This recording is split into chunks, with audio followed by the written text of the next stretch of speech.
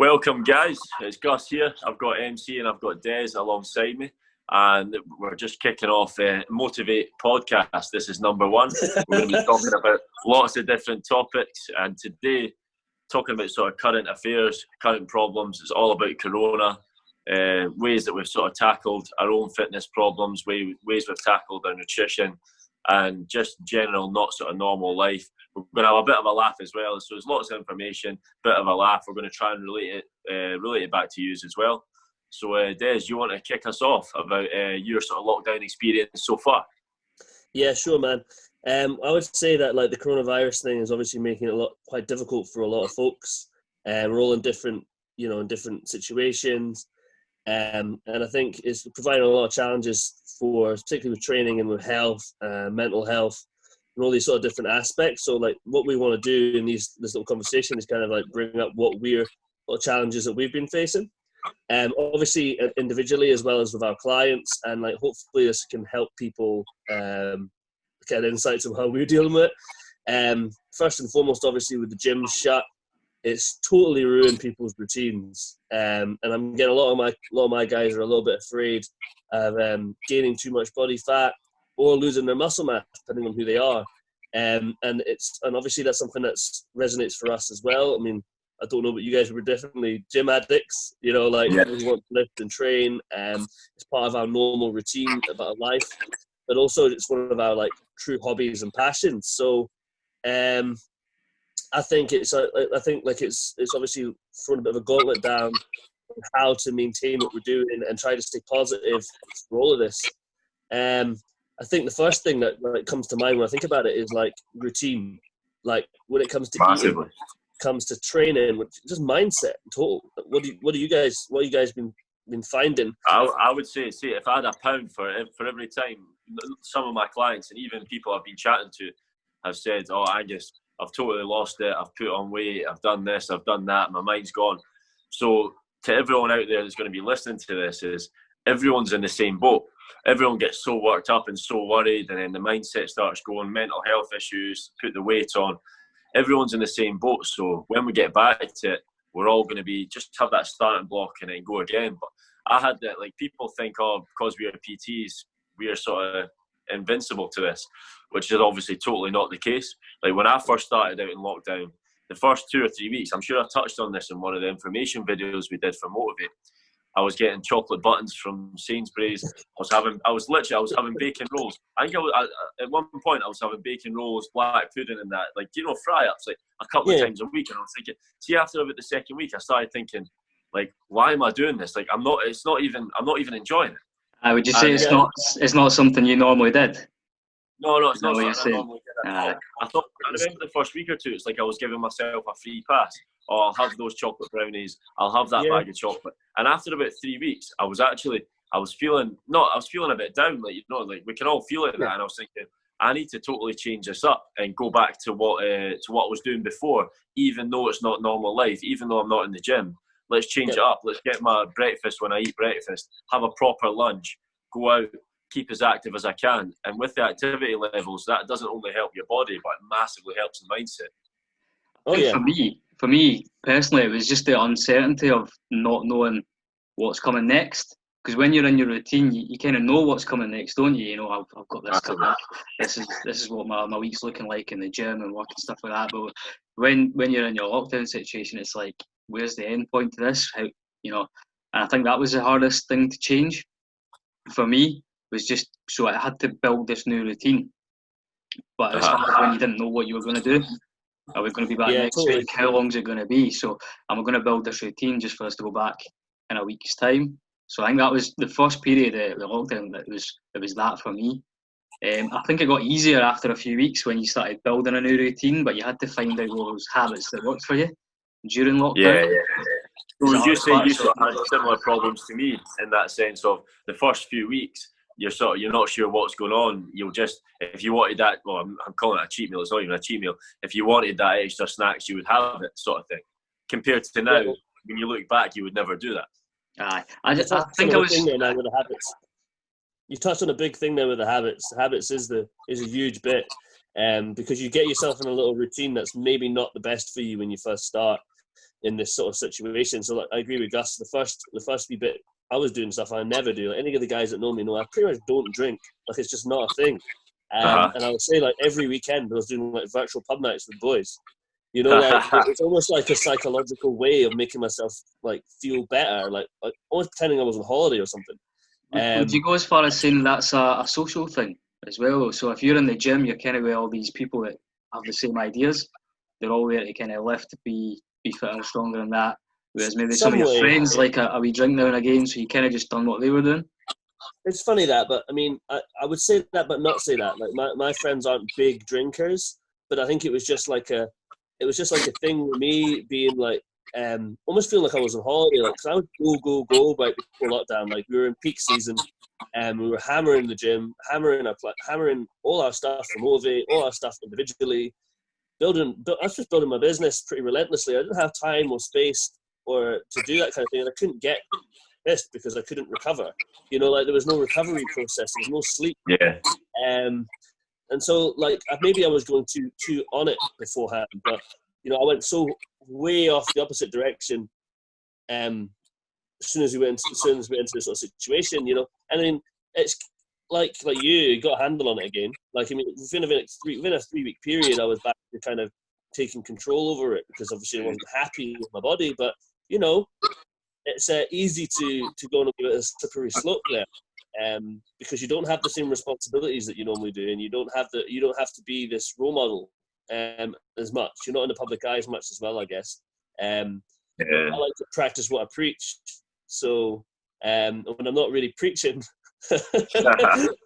seems that one thing I'd like to touch on there is the alcohol. Obviously, what you brought up, MC, and obviously what you do is like you're saying you're drinking your beers and that every weekend.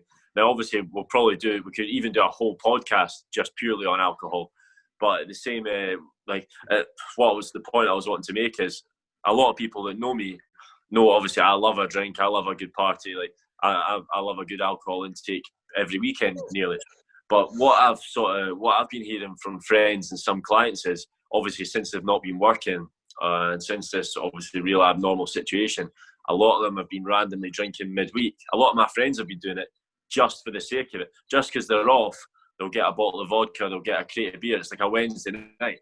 But for me, myself, people, I'd happily say, a lot of people would say, like, they know I love a drink. I've still stuck to the same routine. I never fell into that sort of, that trap of, oh, it's a Tuesday night, let's just get bluttered for the sake of it. I've always tried to keep that same routine of just having a drink on a Saturday night. And I think if you do fall into that trap, that's when it's a real big downward spiral, not only for your body, but mentally. You're waking up with a hangover, you start hitting the booze again. It can really go downhill pretty quick in this sort of situation. Would you say it's more of a social thing for you then? It's just like, you know, probably massively. And that's for me, it's a social thing. Massively, yeah. Every Saturday night, that for a fact. But it's just, I know too many people from our gym as well, that have just been getting on it for the sake of it, Wednesday night, Tuesday. And you hear the same thing, oh, it's a holiday, I'll just go for it. But I think in the long run, they'll start feeling worse than better. So what do you think the best advice we can give to folks that feeling that they're starting to get into the slippery slope? Now, we're talking about alcohol, but, you know, the food thing is probably more common. People not really, you know, taking control of and eating healthily. Do we have any advice to people? Like, what do we think would be like the way to get a good way to start getting back into handle and like treating this like it's like this is the way it's going to be? Well, I'd say personally, for me, obviously, I was saying the thing about having bacon rolls regularly and so on at the start. The first bit of advice I would give, which helped for myself, is because when we first went into lockdown, it was just like we say, it felt a bit like a holiday. You just did what you want. The first thing I did to start changing myself back into my old routine was I started planning my meals again. So it's not just, oh, it's a Monday, it feels like a Saturday, I'll just have a fry-up. I started planning my meals from Monday through the week to Friday. So I knew what I was having for tea. I knew what I was having for lunch. I had chicken, I had eggs, I had vegetables. And my vegetable soup, for example, I have that every Monday. People think that's funny, but I've got this routine. I've got a handle back on things. And I'd say that's the first thing to start doing is even get a bit of paper, get a notebook, do it on your iPad. plan it out Monday to Sunday, and so you hold yourself accountable instead of just picking up what you fancy on the day. Yeah. What do you think, MC? I think the most important thing is when you're creating a routine is to understand why you're creating it in the first place, though, is why you need to be in that routine. How's it going to help you? Because I think a lot of people don't quite know what their goals are or why they're maybe doing something. Do you know what I mean? They maybe just see someone else doing it and go, I need to do the same routine as them, but it's not quite relevant to them. So I think you should be noting down, or at least thinking about why you are doing this routine or why you want to be making healthier choices in the first place, because a lot of us don't quite understand that. You know, is it because your friend's doing it? Is it because you need to improve a part of your health? You know, so just understand why you're doing it. Maybe write down a few notes about why you want to do this, and then about thinking about, right, what can I do to do this then? How can I create that routine? And what should I be doing? So I think that's probably the first thing as well, and then you can maybe get into that. I don't know what you think about that as well. On that note, like you know, everybody will have their own things. I will say that, like, you know, we caveat here, but your mental health is also going to be massively important. So if your mental health is being disrupted, I think first and foremost that's what you should be addressing before, even when it comes to food and healthy things and that sort of stuff. If you find that like routine is going to help you mentally get through this, then that's obviously a good thing. But I know that for a few people out there, like the world's like scaring them. Like, quite frankly, like the situation outside scares them. They're worried about contracting coronavirus or one of their family getting it, and what like impact that could have. And actually, like, exercising even on the forefront of their minds at this point, it's more about just getting control and feeling comfortable again. And like, I would say that if you're struggling mentally, the stress levels and the sleep problems you get from it, like, I think they're actually more important to deal with than even eating right. But like I say, sometimes everything's joined together. And I agree with what Gus is saying about, you know, planning your week. I think even writing shopping lists could be like a really simple control mechanism to take that worry off your head, off your mind. Just write a list and then follow the list. If you're going to go into the shops, and if you're online shopping, then obviously, you know, that's easier. It can be difficult to get stuff at the moment though, so it's always good to have a few backup plans should your plan A not work. So every time I go into a shop and I want something that's not there, which can happen at the moment, I'll always have something else in the back of my mind that I feel like, that doesn't mean I can go get cakes and pizza now. I need to go get something else. Like, there's got to be, you know, there's going to have to be a choice. And having said that, like, you know, don't be afraid to treat yourself a little bit if it is keeping you sane, because I know that it's difficult. But at the same time, like, if your main worry is you putting weight on, then you've got to weigh that up. Like, what's going to be like the thing that's going to have the biggest impact? And I know that when people get overweight, it can really affect them negatively mentally as well. So there is a little bit of a connection with this stuff. But, you know, I know it's not simple, is all I'm saying. Yeah. Also, guys, obviously we've touched on food there. Another massive weapon in helping mental health, helping your mindset, is exercise. So, MC, you want to talk a bit about your sort of, how's your exercise been? How's your training plans changed since before lockdown, and how is it currently?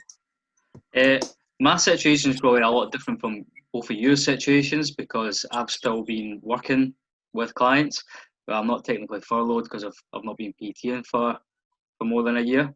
So I've still had to kind of work a lot. So I've still got clients on the go, and I think that's really helped me as well, having those people that I can train with as well. So I'm teaching them to train. It kind of makes me want to train as well. I think if I didn't have that going, I would find it quite tough to find a bit of motivation to train, especially when I can't do the stuff that I was doing.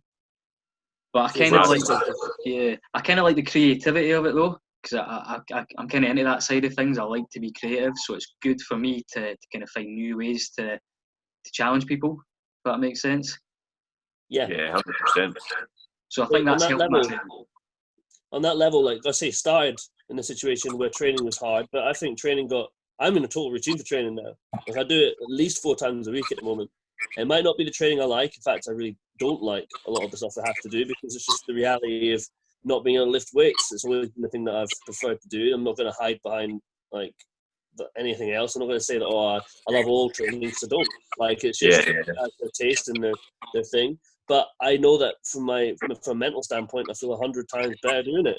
And in terms of my clients, I know that like the one-to-one sort of style stuff has dropped down, and but I still find that I'm still trying to keep contact with them as best as possible.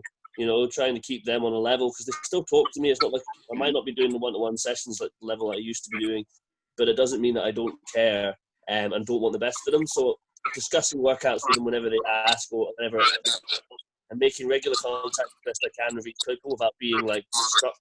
Yeah. So I know sometimes when I'm chatting, they don't really want the conversation. Yeah. Yeah. Maybe it's a bit of a guilt trip them whenever I talk to them. They're like, oh no, my PT's talking to me. Oh no, that's the thing.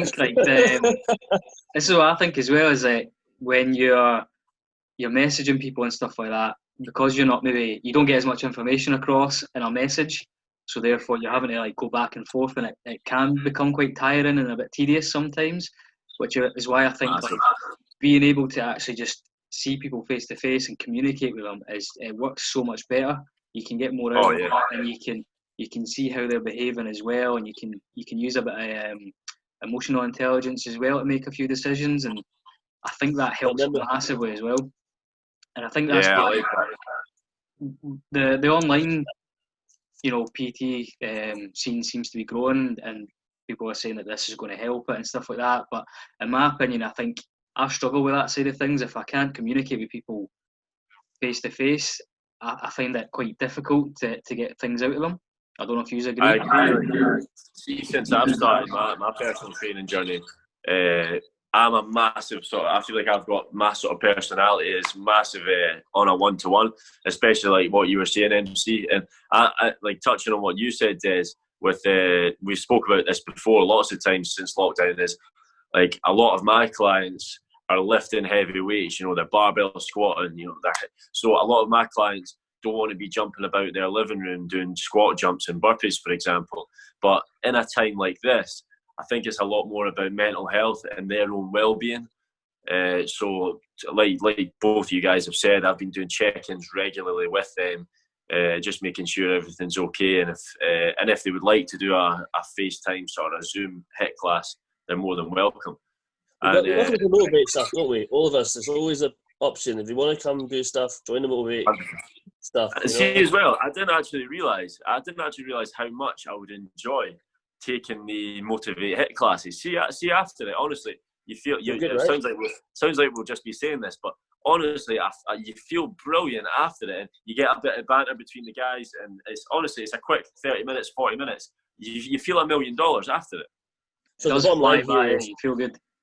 The bottom line is, though, for me personally, I don't think the online situation has never been something I'm interested in. I'm not going to lie. I'm just not. Like, I did this job to not be at a desk. I did this job to not be online. Yeah. I literally, if my job was to turn into online coaching, I would stop being a coach pretty quickly. Not because I don't like exercising, I love it, but because that medium of teaching is just not for me. That's why I run Motiv8 group work. That's why I do face-to-face one PT. It's why I'm a sports massage therapist. It's all contact time, because that's what I like to do, not just because of the money. And I think for some people, and you see these adverts all the time, that's where the money is going, where the money is. I'm like, yeah, maybe it is, but there's more to happiness and more to success than money.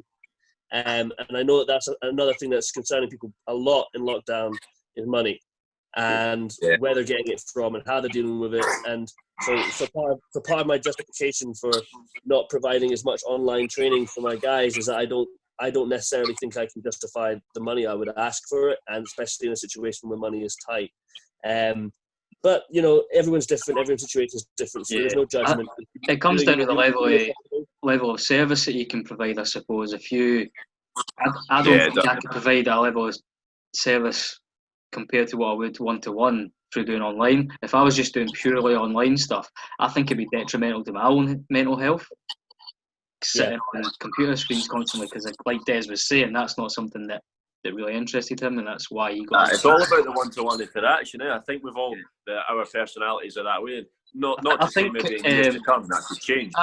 This environment just shows that we need people more than ever. We need the support there, because when we've not got that support, look how much people regress and go back into their comfort zones and go back to what they know. Because I'm really worried about that.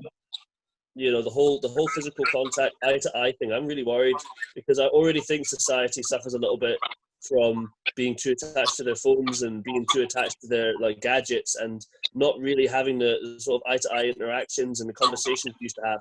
Like if I think about me as like what life is like as me as a kid, and I know I'm an old man, I know that. If we walk around now, like there's no one without headphones in or looking at their phone. Everybody's completely zoned out from life. I think this is just pushing that further in that direction. So you don't need to interact the same way. And the less, for me, I want the world to try and get back to being less virtual and more face to face. And I know with coronavirus that's not practical, but in the long term, I think it's going to show up in mental health if we don't get back to being a little bit more, you know, physical with each other and get those skills, the social skills of being able to talk and interact one-on-one. See what one of the problems is, I think. Now, again, we could probably make a whole podcast on this. Yeah, easily. I think the power of social media these days is so great that everyone sort of needs to buy into it. And one of the funniest things that I find is I feel like I'm exactly the same like online as I am in person. But you see the amount of people that are this big thing online and they give it large and stuff. You see them in person and they're nothing really like that. You get that all too often these days. Yeah. Well, internet personas and real life personas are not the same. Keyboard cowboys, massively. You know, it's not the same. And it's starting to happen. I think it's starting to happen, honestly, more and more these days. But again, that's just the power of social media. And everyone buys into that. Because like you were saying, Des, everyone's on their phones, everyone's on their iPads. Like it's Instagram, it's Twitter, there's videos being taken left, right, and centre. And I think that's just the way. I think I think the fitness industry kind of shoots itself in the foot a bit with that, as in like all the misinformation that's there and all the quick fixes and this and. Massive. Do you know talking? Sorry, you see another massive thing as well. Talking about mental health, and you've got exercise, you've got sleep, you've got your eating that can help with that. Is the amount of time you'll find yourself scrolling through Instagram. Like us guys, normal clients, males, females, everything, and you see all these fancy pictures. It's all these women with six packs, for example, who have been on anabolic steroids, who have been virtually starving themselves for a week before the photo shoot. Like there's a great saying: "Is comparison is the thief of joy," and you get people that are checking out all these pictures on Instagram, thinking, right, if I start training in the gym and eating my vegetables, I'll look like that guy in 6 months. And it never ever works like that. That's why the whole thing with social media is a massive mental health killer. Yeah. So the thing for me I find interesting in this is that it's up to people to use social media responsibly, and I think they're still learning to do that. So there was a study done a few years ago on like the rates of depression with people who are in like using social media and which platforms they're using, and ones that were actually beneficial to their mental health. So like things like Instagram and Facebook and stuff were negative because of exactly what you're saying, like the body imaging and all this kind of stuff. But there are forms of social media that are actually fantastic for your health if you look for them. So there are health-based ones that you don't keep you glued to your phone, ones that tell you to get off your phone, ones that like help you organize your life. You know, there are apps and there are ways of like figuring negotiating your way through the modern world. So yeah. So do you think that's probably a big thing that we should be maybe trying to promote in the fitness industry then, is maybe the useful resources from the ones that aren't so useful? We should maybe try and promote that a bit more in everything we do. And I think Motiv8, we try and do that, don't we? We try and get all our information from the right sources to give to people. All the stuff we try and give out isn't just stuff we've picked up from random places. We try and use like scientific studies and try and base our thoughts around that. It's the only way to learn, isn't it? Yeah, knowledge is power, and I think one of the best skills that you can actually have is to not just take everything with a spoonful, but to to go away and try and understand it and research it a bit more. If somebody says something, you should be asking questions like, well, why is that? How is that? How does this apply to me? And you should go and finding that out. And it's not only, obviously saying knowledge is power, and that's true. It's not only of how you absorb the knowledge, it's about then how you give an output on that knowledge. So it's like, obviously we know all these different things, and it's about how you can then pass that information on to clients, to fellow motivators, etc. It's about sort of breaking that information down into learnable chunks for them, which is a skill in itself. On that note, what is the best advice we can give people right now? Because I think this is what this is all about, this conversation. I mean, it's always nice to hear what we're all living through, but what exactly is like the best thing we can do? So what best advice can we give folks to deal with this? And what's the best, what's the first point of call? I mean, for me, I'm going to start off by saying like having a planned routine does help, but I don't think that's the be all or end all. Yeah. What do you think? I think, based on what we're talking about there, and how it's better to have that one-to-one interaction, I would just say is just don't be scared to get help if you need it. Yeah. So make that decision. If you're unsure about something, go and speak to someone and get help about it. There's nothing wrong with that. It's not weak. It just means that you've made a decision to try and improve yourself.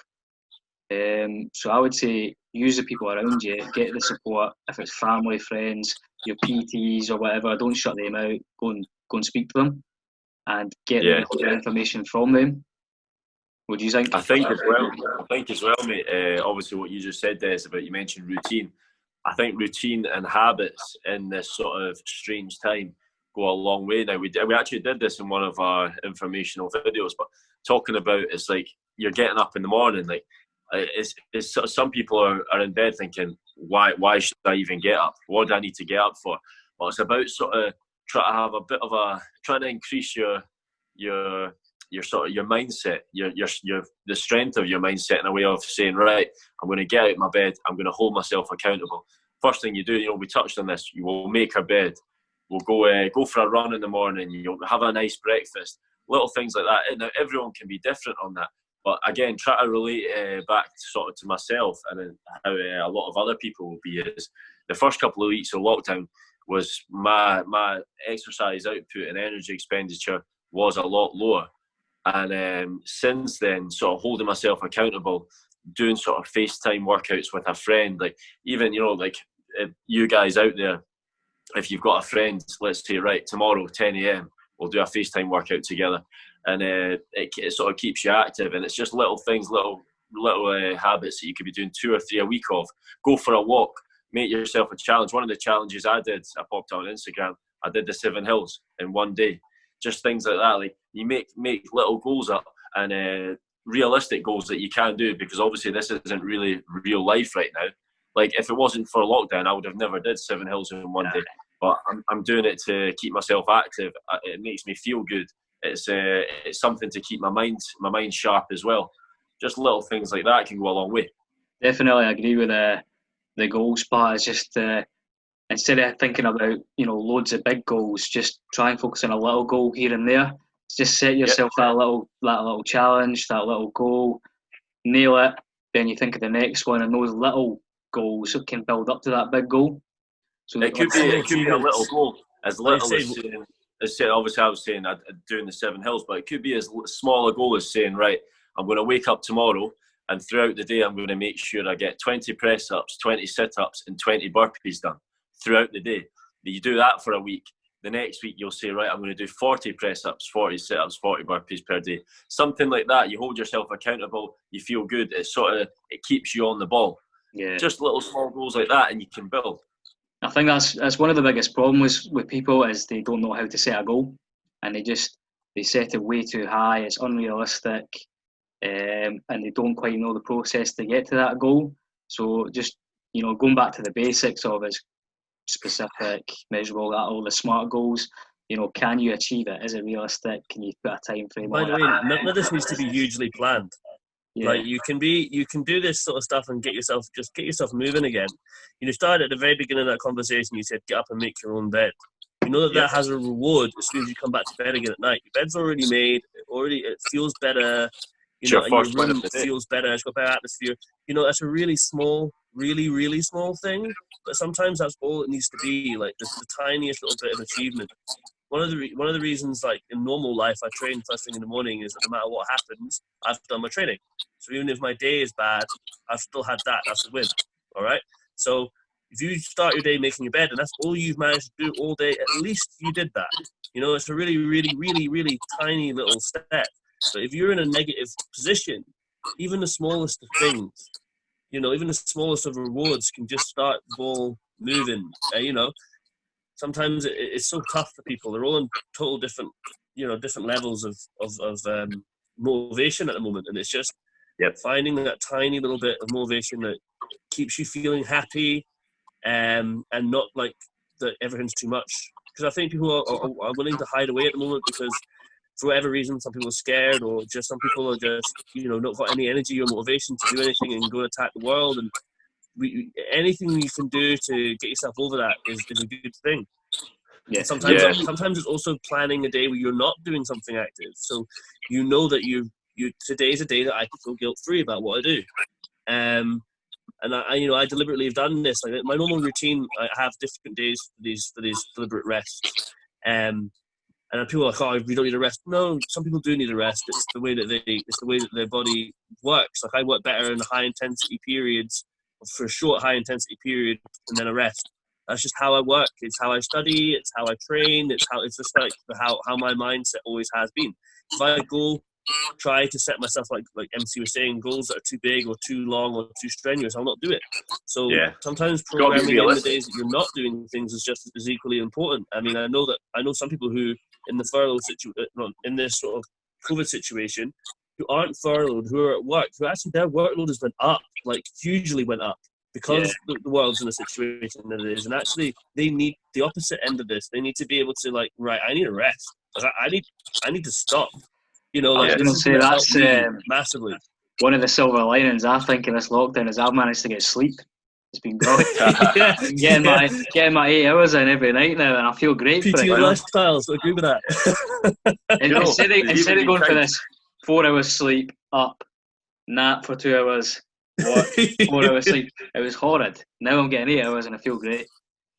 Do you know the funny thing about talking about sleep? Obviously, we can talk lots about the sleep quality, but like you were saying, mate, funnily enough, in this lockdown, there's actually been times I think I've been oversleeping. I think I've been nailing like 9.5 hours a night. You wake up in the morning, you know, you feel that sort of like that, a bit of that drowsy way, like, you know, the way you. I mean, I've not had that in about 5 years. Yeah, that's good. But that's the thing. You don't want to oversleep either. I mean, and that's why I still set an alarm, by the way. One of the things I find really good system-wide, because I had this problem at the beginning of the lockdown, was not going to bed early enough. Like I would literally be in the depths of the night, which I never do normally, and it's not good for my health. So one of the things you can do is, there's a funny thing, is I don't think it's going to be for everyone, but it works for me. Is you set an alarm for bed. Right, the alarm goes off like, right, that's enough, I'm going to bed. You know, because otherwise I'll literally just sit up watching. I've noticed that about you. Actually, you're quite in tune with your timings, and it's like you just end the chat there, right? I'm away to bed. See you later. We're halfway through a conversation. Lads, I'm away to bed. Do you know what I mean though? I think I quite like that, because a lot of people that know me say like I'm at my route, like I'm in a total routine. I do the same things every day at the same times. So I quite like that, Des. Like, you know, when we arrange our Motiv8 sort of FaceTime meetings, and you say, oh, I can't do 1 o'clock because I'm having lunch, or I can't do 7 o'clock because that's exactly my tea time. Now, in a way, I totally get you, mate, because I sort of try and have not those exact times, but a routine like that is good for the mind, and it sort of. I do like that, because some people find that really strange. Sorry to cut you short there, guys. So we've got about a couple of minutes left in this. So if we had to kind of sum up what we're chatting about here, how would we sum up? How would we, you know, what would we say are the main points to give to people from what we? I would say one of the first main points is you're not alone. Everyone out there, guys, everyone's in the same boat.